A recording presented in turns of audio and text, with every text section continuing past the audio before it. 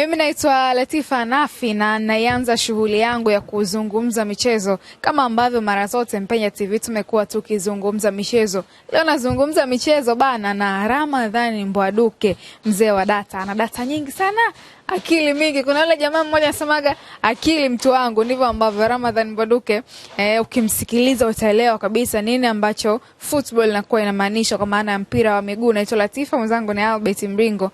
Mpenya TV tunazungumza michezo. Nikwambie habari njema za Silent Ocean. Simba wa bahari anasafirisha mizigo kutoka ughaibuni pale, lakini pia sio tu kuja Tanzania, ni Afrika Mashariki kwa ujumla. Nazo pia habari za K4S Security. Hawa bana ni mabingwa na wamebobea kwenye masuala haya ya ulinzi. Ukitaka usalama wa ofisi sehemu yoyote ile ambao unahisi usalama ni mdogo sana, wasiliana nao. Wanapatikana pia pale Instagram kwa jina la K4S Security. Nazo pia habari za Johnson Trader, wanauza vifaa bora kwa kweli vya ujenzi, wanapatikana pale Buguruni Chama. Vifaa wanavyouza ni nondo, bati, mbao pamoja na tiles. Fika pale na unaweza kuwekeza pesa kidogo kidogo, unapotimiza unachukua mzigo wako unakwenda kuanza na ujenzi. Sina mengi bana, mimi nizungumze na mzee wangu hapa, Ramadhani Mbwaduke. Ramadhani Mbwaduke, mzee wa data. Bana, heshima yako. Aise, shukrani. Karibu sana. Tumekuwa tukikutana sana sasa hivi. Ni kweli. Sijui kitu gani kinakusukuma tunakutana sana. Data zile unajua kuna vitu nakuwa unavizungumza na mimi pia vinakuwa vinanifanya kusema kwamba ili litamfaa zaidi mzee wangu Ramadhani Mbwaduke. Karibu sana. Moja ya vitu ambavyo natamani kuvifahamu leo ni kuhusiana na namna ambavyo mambo tofauti yakiwa yanaendelea kwenye ligi, lakini kubwa zaidi ni kuhusiana na kuto kuwepo kwa kocha mkuu wa Simba Roberto Oliveira, ambaye amekwenda nchini kwao ambapo amesema kwa sababu za kushughulikia mambo ya kifamilia. Lakini ukija uwanjani kwa namna ambavyo tumeshuhudia Simba inacheza, lakini pia kwenye michezo ambayo wanakwenda kucheza, tunashuhudia siku ya Jumamosi watakuwa mchezo wa Azam Confederation dhidi ya Coastal Union, lakini pia kuna mchezo wa kirafiki dhidi ya Al Hilal na michezo ya kimataifa ambayo itakuja kufuatia. Vipi kuondoka kwa kocha Roberto Oliveira kunachangia hasara gani ama faida gani ndani ya kikosi cha Simba? Umeniotea na ni swali zuri kiukweli. Kwa mimi, kwa mtazamo wangu ninavyoona, wanakoelekea Simba sasa, Mungu awasaidie, kwa sababu kiufundi sio jambo zuri sana katika kipindi hiki. Unajua nasema hivyo kwa sababu gani? Simba mpaka sasa kwenye ligi ya nyumbani kwa mfano wana changamoto ya kwamba wao katika nafasi ya pili. Kinara wa ligi kwa maana ya watani zao wa jadi Yanga wana pointi 56, wao wana pointi 50. Wote wamecheza mechi 21. Maana yake wana pointi 6 wanazitafuta kulevel kuwafikia vinara wa ligi, ili watimize mwisho wa siku lengo lao la kupata ubingwa wa ligi kuu Tanzania bara ambao msimu uliopita waliupoteza. Sawa. Kwa hiyo ili kufanikisha lengo hilo, kwanza lazima wao waombe wafanye vizuri katika mechi zao kwa kiwango cha 100%. Maana yake kwamba wasipoteze mahala, wasipate sare, wasifungwe, washinde. Lakini wakati hilo jambo la kwanza wakilifanya ambalo liko ndani ya uwezo wao, kwa sababu kushinda kutoshindwa ni ndani ya uwezo wako. Lakini wakati huo kwa lugha nyingine, sijui kama ni mashabiki wao watu gani, wawe wanaomba dua mbaya kwa vinara wa ligi Yanga wateleze mahala, kwa sababu mechi bado nyingi. Umecheza mechi 21, manake ili kutimiza mechi 30 za ligi kuu, manake kuna mechi 9 zimebaki. Kati ya hizo ipo mechi ya wao wenyewe dhidi ya Yanga, si ndio? Kwa hiyo ina maana wao wanaombea Yanga wateleze mahala, wao wanaendelea kukaza msuli wafanye vizuri zote kwa 100%. Alafu wakati huo kazi ya pili ni kuomba sala, maombi, dua ili Yanga wateleze mahala. Sasa je, watafanikiwa kwenye kipengele cha pili cha kuomba? Manake Yanga kwa mwenendo wao inaelekea kwenye eneo hilo pa kubahatisha sana, kwa sababu Yanga mpaka dakika hii ina maana wamecheza mechi 21, wameshinda 18, sare 2, wamefungwa 1. Pointi 56, manake ni performance ya 89%. Sasa huyu anayekwenda namna hii ndio unatakiwa muombea ateleze mahala. Umeshaona ugumu hapo kidogo? Yaani Yanga wanaonekana wako vizuri, wakati mwingine kwenye mechi ukiangalia hata pale wanapocheza vibaya wanashinda. Na hizo ndo character, ndio sifa za timu yenye kuelekea kufanikiwa katika michuano yoyote. Yanga wamefikia hatua hiyo. Lakini hazijachezwa bado. Hizo mechi 9 inawezekana maombi na sala yazo yakajipa kwa Simba, Yanga wateleze mahala. Sasa mpaka wateleze, alafu Simba ndio ipate nafasi. Lakini Simba yenyewe kupata nafasi lazima na yenyewe ifanye vizuri kwa 100%. Sasa tunakuja kipengele cha kufanya vizuri 100%. Ligi tumesema ibaki mechi 9. Wakati imechanganya hivyo, Simba wanaboresha benchi lao la ufundi. Wanamleta kocha Robertinho. Robertinho ni kocha mzuri sana, kwa sababu alikotoka inaonyesha kwamba mwenendo wake ni mzuri. Ametoka klabu ya Vipers ya Uganda ambayo kule ameweka rekodi 2 za kuonyesha kwamba yeye ni kocha mzuri. Moja, Vipers tangu ianzishwe haijawahi kuingia hatua ya makundi ya ligi ya mabingwa barani Afrika. Yeye amefikisha hatua ya makundi ya ligi ya mabingwa barani Afrika. 2, ametoka Vipers ikiwa imemaliza ligi kuu ya Uganda ikiwa na mabao 69 ambayo kwa ligi kuu ya Uganda tangu 2010 ni rekodi. Hakuna timu imewahi kumaliza ligi Uganda ikiwa na mabao mengi kiasi hicho, 69. Nakumbuka mimi kuanzia 2010 timu ambazo zimewahi kufunga mabao mengi sana ilikuwa ni KCCA. Kuna msimu ishafunga mabao 100, mabao 157. Lakini pia Vipers yenyewe kuna msimu ishamaliza na mabao 156. Lakini leo hii ametoka kule akiwa ameacha Vipers na rekodi ya kumaliza msimu ikiwa na mabao 169. Maana hapa kuonyesha tena kwamba ni kigezo cha kwamba mzuri. Na ameingia ligi ya mabingwa barani Afrika kwa kuwatoa timu namba 8 kwa ubora barani Afrika yenye pointi 30.5 TP Mazembe. Alishikilia bomba Uganda wakatoa sare bila, akashikilia bomba Lubumbashi wakatoka bila kwenye penalti ambao ni 50-50 ina mwenyewe. Vipers wakawa wazuri zaidi, wakawatoa TP Mazembe, si ndio? Na akiwa kule na Vipers anajivunia nyota alikuwa akiwatumia vizuri kwa mifumo yake ya kucheza. Na maanisha kina Yunus Sentamu, mchezaji kama Bright Akunani, mchezaji kama Lobby Manzoki, mchezaji kama Bobosi Biaruhanga, alikuwa nao wote kutengeneza timu imara sana ya Vipers. Simba wamemtamani, wamempenda kwa kufanya kwake vizuri, wamemleta katika benchi lao la ufundi akiwa kama ndiye kocha mkuu. Wakati anajiunga na Simba, ameikuta Simba ikiwa nayo chini ya Guardiola mnene, na maanisha kocha Juma Mgunda, ikiwa nayo na kirekodi chake cha kuhusu ufungaji. Kwenye pointi wamezidiwa. Wamezidiwa na Yanga pointi 6. Lakini kwenye idadi ya mabao ya kufunga Simba wana rekodi. Yaani mikuta Simba ina rekodi. Wakati anafika yeye, Simba imecheza mechi 19 ina mabao 47 ambao ni rekodi kwa ligi kuu ya Tanzania bara, timu kufikisha mabao 47 katika mechi 19. That means kwenye kufunga Simba walikuwa vizuri. Kwenye pointi wamezidiwa na Yanga pointi 6, ambao ndio kitu katika ligi yetu kanuni. Kitu cha kwanza pointi kama ilivyokuwa katika ligi zote duniani. Lakini kwetu hapa cha pili tunaangalia goal difference. Ikitokea mmefungana pointi mnaangalia goal difference. Kwa kwenye pointi hapo wameshaachwa pointi nyingi zilikuwa na Yanga pointi 6. Lakini kwenye mabao Simba ndo wako bora zaidi kwenye kufunga. Amekuja kocha Robertinho, naye amekuja na kiwango bora cha ufungaji kwa timu aliyotoka kuiongoza. Kwa hiyo matarajio ni kwamba ukichanganya mbinu za kutafuta mabao, kushambulia kwa dhidi ya timu pinzani za mwalimu Robertinho, ukichanganya na Simba aliyoikuta, matarajio ni kwamba watengeneze kolabo nzuri zaidi, si ndio? Lakini alipofika naye amesema wazi, na bila shaka uongozi wa Simba kabla kwenda kumchukua walishajadili vya kutosha, wakaona yeye ndo ana sifa hizo. Mfumo wake ni direct style of play. Ni direct football. Yaani maana hapa kuna tofauti ya styles of play afu na mfumo. Mifumo ndio ile 4-2-3-1, 4-3-3, 4-4-2. Style of play kuna possession style of play, yani unamiliki zaidi. Haijalishi unatumia mfumo upi. Yani katika mifumo nimekutofautisha hapo. Mfumo ni ule mpangilio wa wachezaji, structure, muundo wa wachezaji katika muundo wa timu, shape ya timu katika kucheza. Style ndio hizi sasa zipo, kuna possession style of play, kuna direct style of play, kuna total football. Sasa yeye amekuja na direct style of play.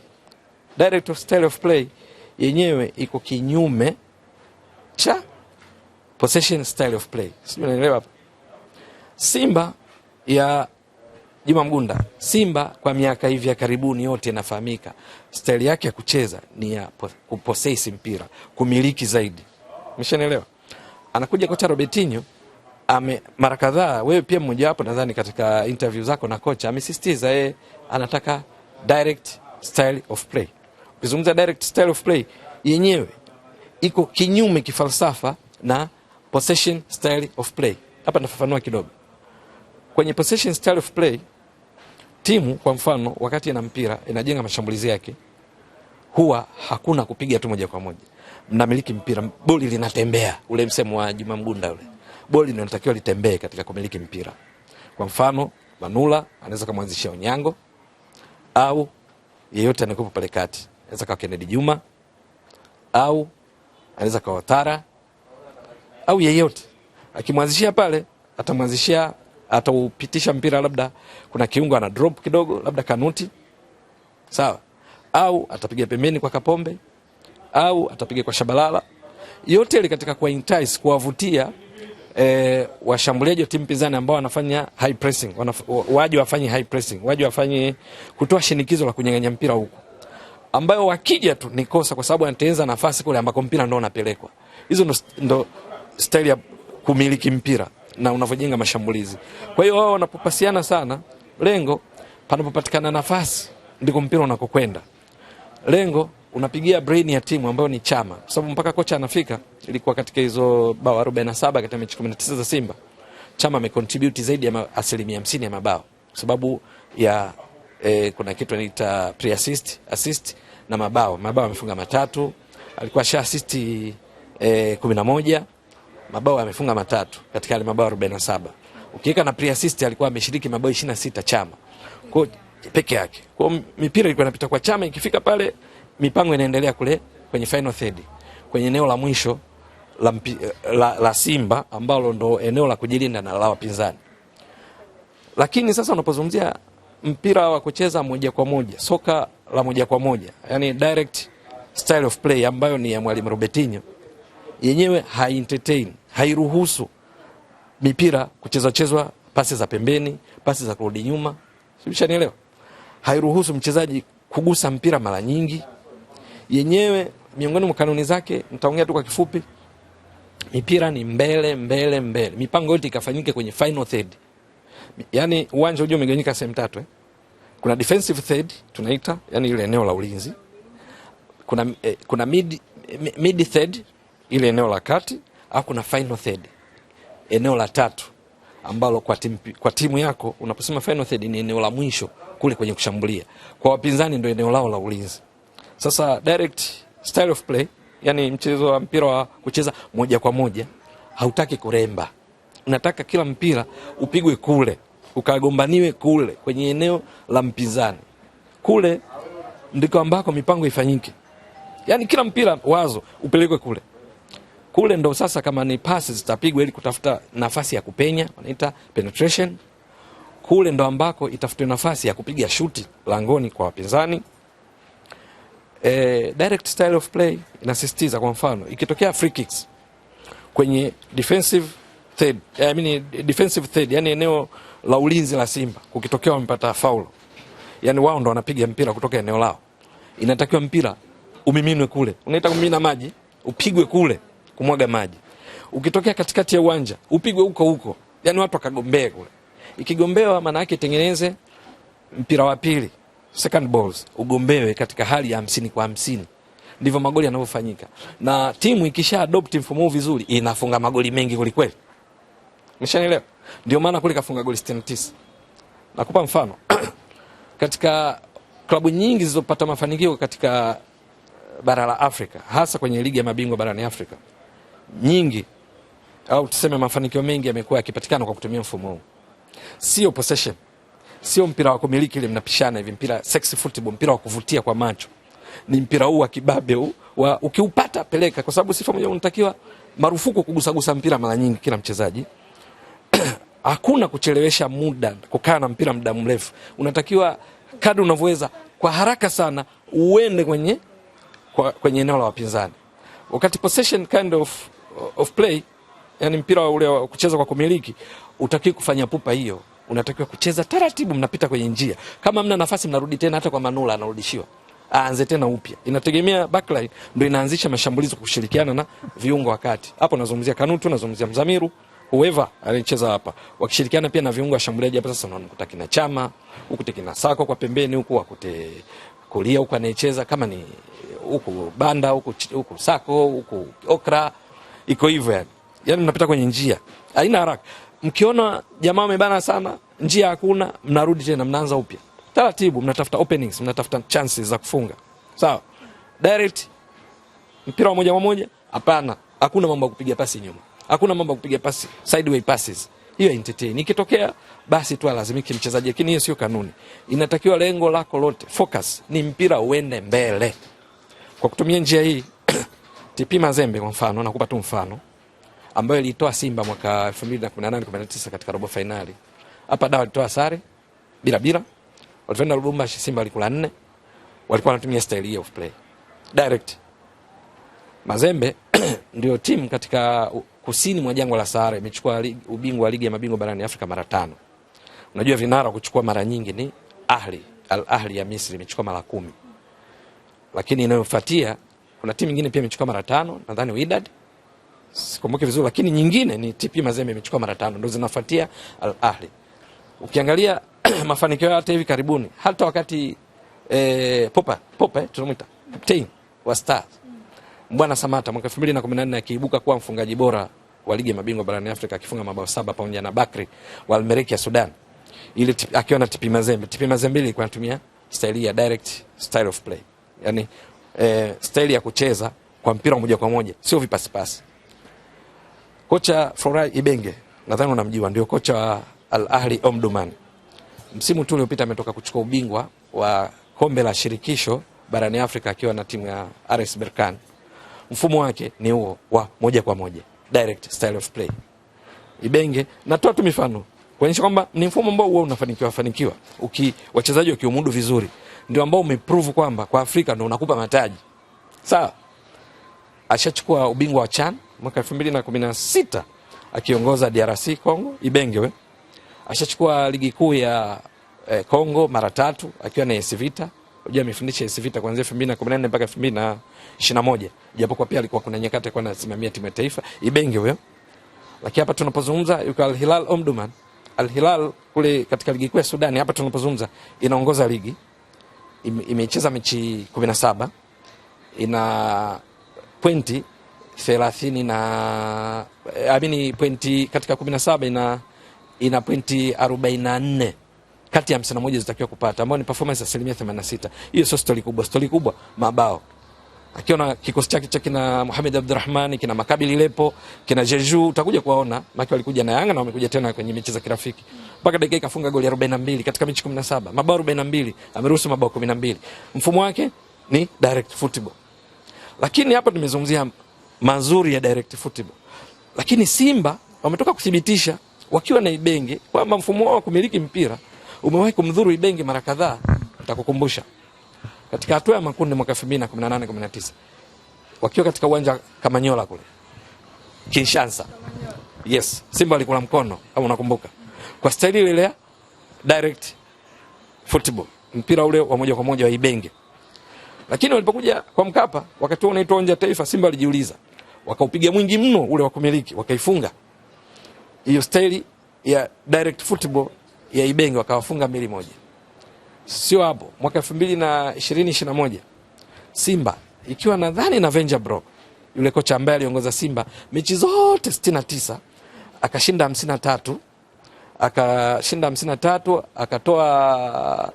akatoa sare 10, alafu akafungwa 6, maki mechi 69. Venja Bro akakutana nayo. Maki ile ilikuwa patikio sehemu ile nilokupa ya mwanzo. Was it Venja Bro? Yes, Venja Bro. AS Vita chini ya Ibenge anayetumia mfumo wa kucheza moja kwa moja, direct football. Pale Kamanyola tena Simba kenda kajiuliza, kashinda 1-0 kama unakumbuka, bao la penalty alifunga Chris Kope Mshimba Mugalu. Nakumbuka. Walipotoka kuifunga kwa kutumia mpira wa kumiliki, Simba anacheza sex football. Wametoka kushinda kule. Wakatoka hapo wakaenda Sudani, wakatoka bila na Al Merrikh. Sawa. Wakatoka hapo wakaja Dar. Walitoka kule wakaja Dar wakaifunga Al Ahli. ambao baadaye walikuja kuwa mabingwa msimu ule 2021 chini ya Pitso Mosimane, wakashinda Simba 1-0. Tena Ahli walipigwa mpira mwingi mno, shuti la kwanza walikuja kupiga dakika 60 ya mechi.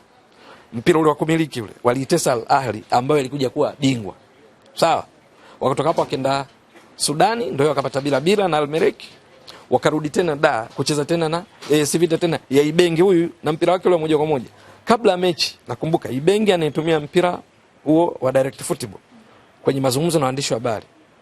Ukifuatilia utaziona miongoni mwa nukuu zake alikuwa anasema Simba ni miongoni mwa timu bora sana barani Afrika kwa kipindi kile 2021. Yaani kwa staili yake ya kucheza ni timu bora sana. Hata hivyo wao wamekuja anaongea atuogopi. Unajua mtu akishaanza kuongea hivyo tayari atuogopi. Sisi tumekuja hapa kuhakikisha tunatimiza malengo yetu.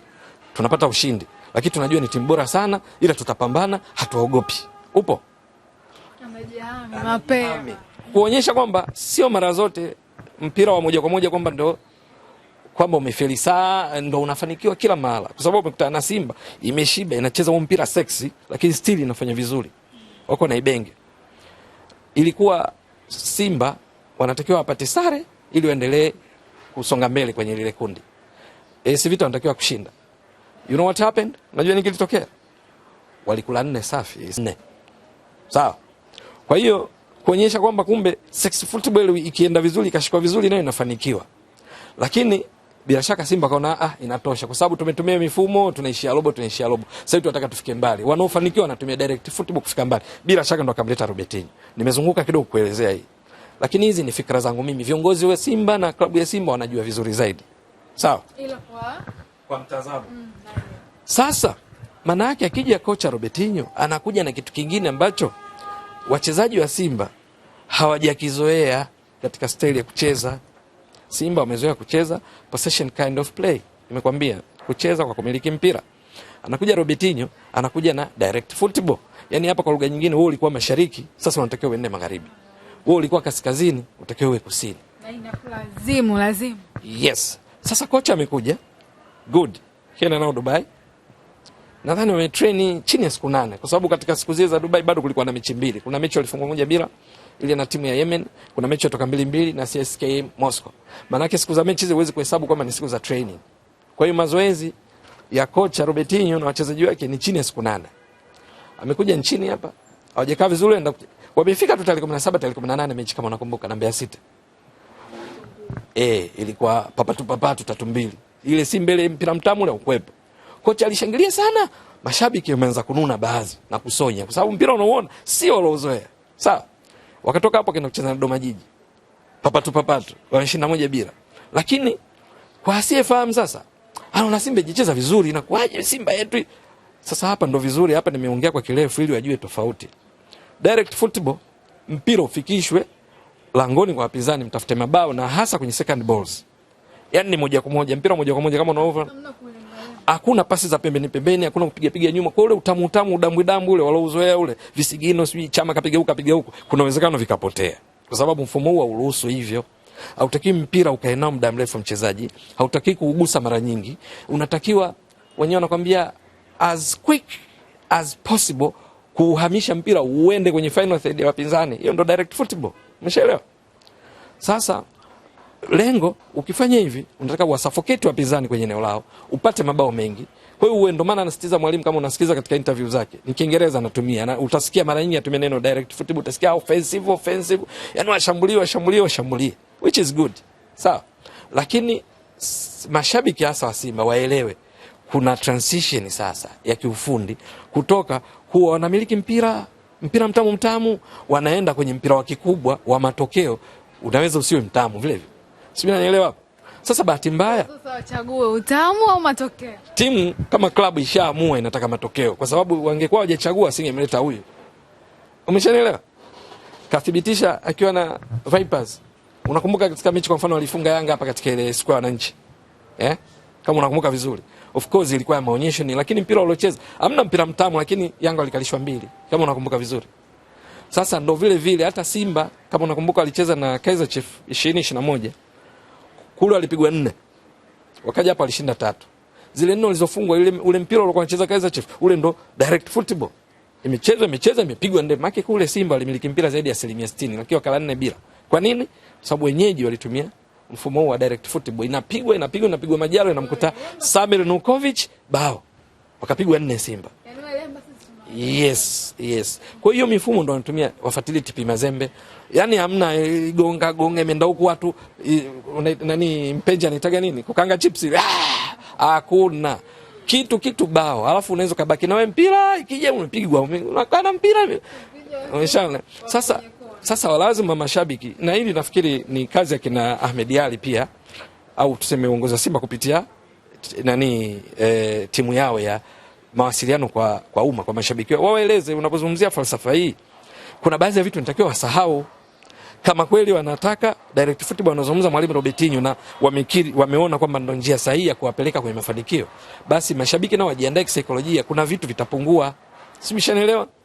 Tatizo sasa, mnakuja kwenye swali lako, ni kwamba kipindi hiki cha mabadilishano unamtoa Kanuti, unamtoa Mzamiru, unamtoa Chamo, unamtoa Sako, unamtoa Manula, Kapombe, Shabalala kutoka kwenye mpira ule wa kumiliki na kupiga pasi nyingi, unakwenda kwenye mpira ambao lengo unatakiwa ukipata mpira pasi ziende mbele. Always wanasema long and vertical. Yaani pasi ziwe na sifa ya kwamba ni ndefu, lakini pia za mwendo wima.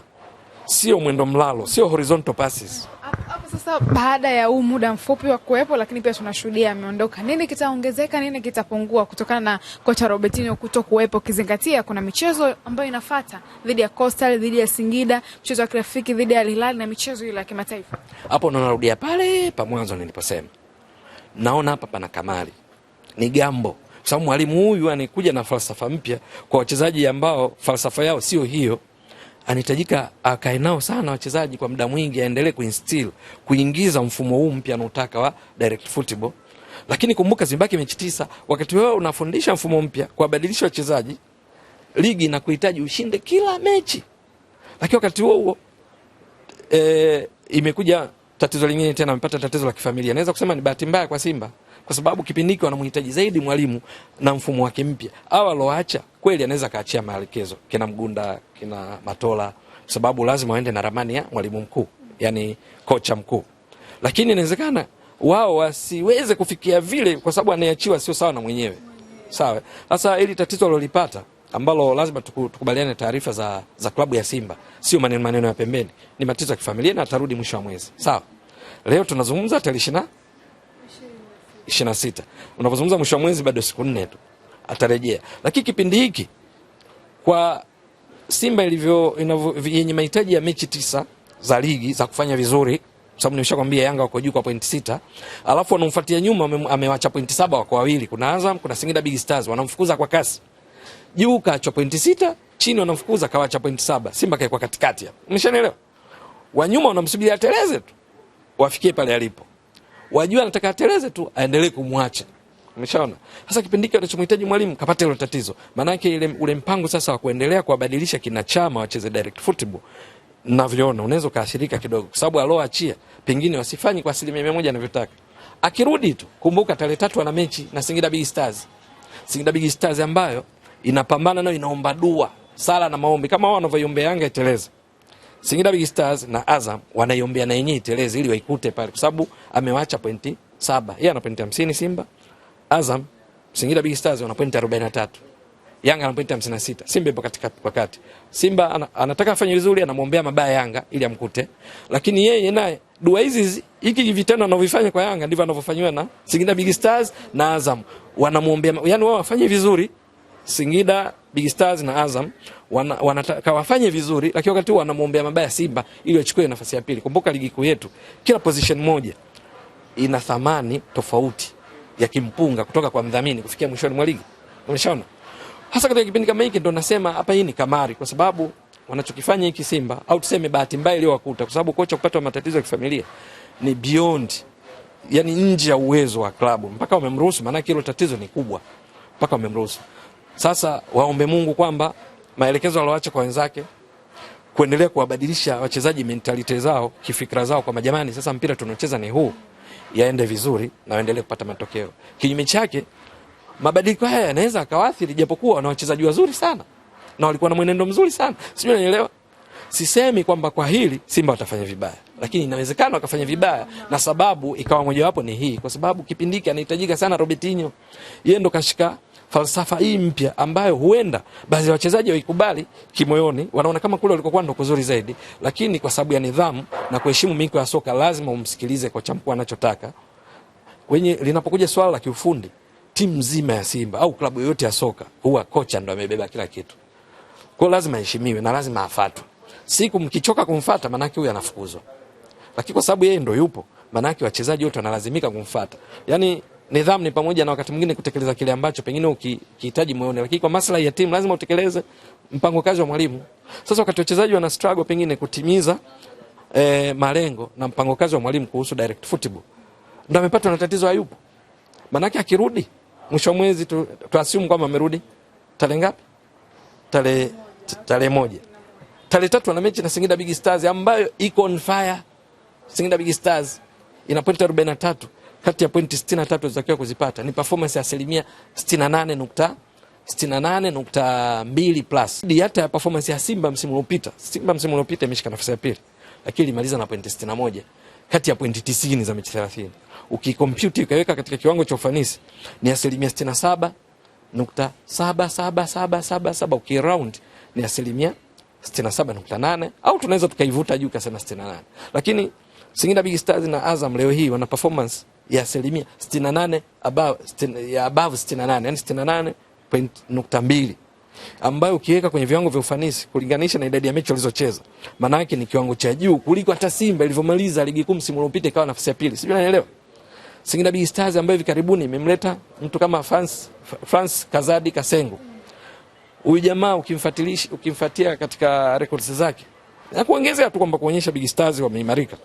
Akiwa AS Vita kacheza mechi 30 kafunga goli 18, akiwa Wydad katika mechi 22 kafunga goli 17, assist 6.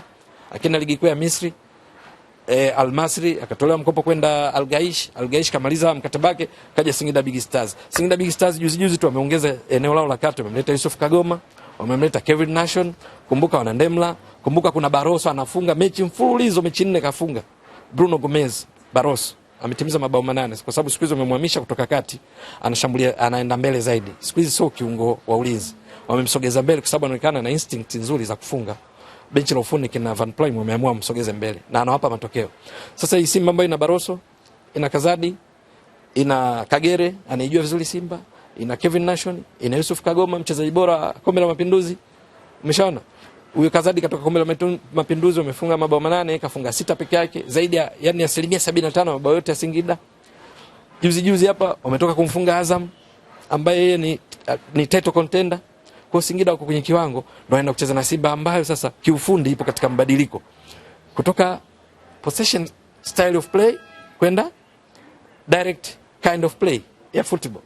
Sasa hili naona wakifanya mchezo, yani ndio maana nasitiza waendelee kuomba Mungu. Mimi naita kama ni kamari, kwa sababu kuna mawili, ama wastiki kwenye mfumo wao waliokuwa nao ule wakina Papa Juma Mgunda ambao ni muendelezo wa Simba ya kumiliki mpira alafu kupiga kwa kasi kutumia viberenge pembeni, ili wasije wakapoteza mwendo wao katika mechi 9 zilizobaki za ligi kuu na kuelekea kwenye hatua ya makundi ya ligi ya mabingwa barani Afrika, au wanase kwa haraka mafunzo ya mwalimu Robertinho, kwa sababu hata kama hayupo kwa vyovyote vile maelekezo ameacha kwa wenzake nini cha kufanya.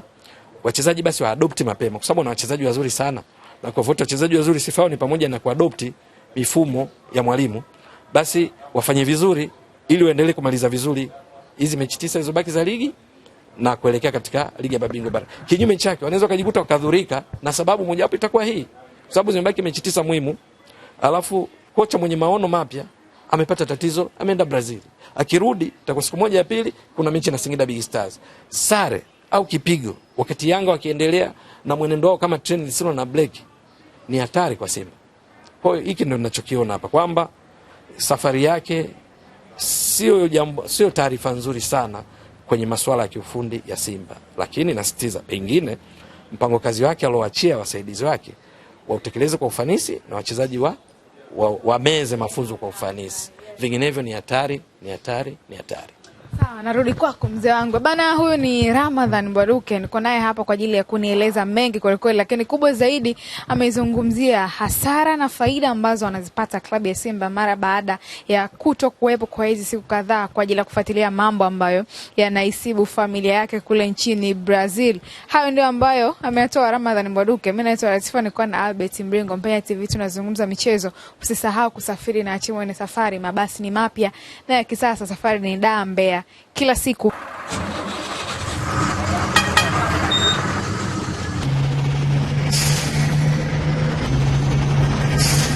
Habari wana Dar es Salaam, habari wana Mbeya. Mbele yenu ni familia ya Achimwene. Nina kila sababu ya kuwakaribisha katika basi zetu. Basi zetu ni luxury.